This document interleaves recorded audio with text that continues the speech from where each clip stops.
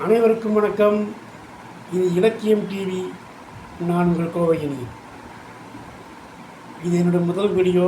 இன்றைக்கு ஒரு பதற வைக்கும் ஒரு விஷயத்தோடு தான் வந்திருக்கேன்.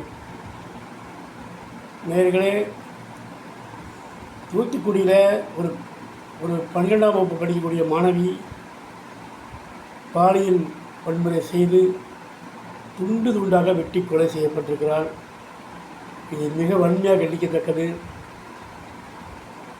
யாராக இருந்தாலும் மிக தண்டனை பெற வேண்டும். நண்பர்களே, தமிழ்நாடு அரசு நிறைய விஷயங்கள், வெல்லும் தமிழ் பெண்கள், எவ்வளோ விஷயங்கள் கொண்டு வந்திருக்காங்க பெண்களுக்காக. இதையும் மீறி ஒன்று இரண்டு சம்பவங்கள் நடக்கிறது. இது ரொம்ப வன்மையாக கண்டிக்கத்தக்க விஷயம். அது இது நிச்சயமாக யாராக இருந்தாலும் இவரை கண்டுபிடித்து உச்சபட்ச தண்டனை வழங்க வேண்டும் என்பது எனது கோரிக்கை. அந்த குழந்தையை இழந்தளிக்கும் பெற்றோர்களுக்கு எனது அனுதாபங்களை தெரிவித்துக் கொள்கிறேன்.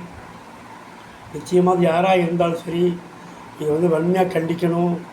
இந்த மிக விரைவில் காவல்துறை நடவடிக்கை எடுக்கணும். அந்த காவல்துறை அதிகாரி இவர்கள் இந்த பெற்றோர்களுக்கு புகார் கொடுக்க, பிள்ளையை காணவில்லை என்று புகார் கொடுக்க சென்றபோது அந்த காவல் அதிகாரி அலட்சியமாக நடந்து விடுவதாக நான் கேள்விப்பட்டேன். அதற்காக அந்த பிரவீனா என்கிற அந்த காவல்துறை அதிகாரியை இடைநீக்கம் செய்திருக்கிறார்கள். நிச்சயமாக இது மிக வன்மையாக கண்டிக்கத்தக்கது. எப்படி தான் இந்த மனநிலை வருதுன்னு தெரியல. இவர்களெல்லாம் உச்ச தண்டனை கொடுக்கணும். எதிர்கட்சிகள் பேசும் அளவிற்கு இது இப்போ இந்த விஷயம் போய்கொண்டிருக்கிறது. இப்போ வேறு தேர்தல் வரும் நேரம், இந்த நேரம் இதுபோல விஷயங்கள் நடந்து கொண்டிருக்கிறது.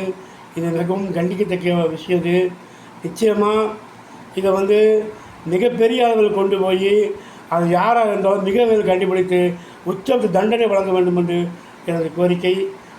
நேயர்களே, தொடர்ந்து வீடியோ முடிச்சுக்கிறேன். இந்த சேனலை சப்ஸ்கிரைப் செய்யுங்க, ஷேர் பண்ணுங்கள், லைக் பண்ணுங்கள், கமெண்ட் பண்ணுங்கள். நன்றி, வணக்கம்.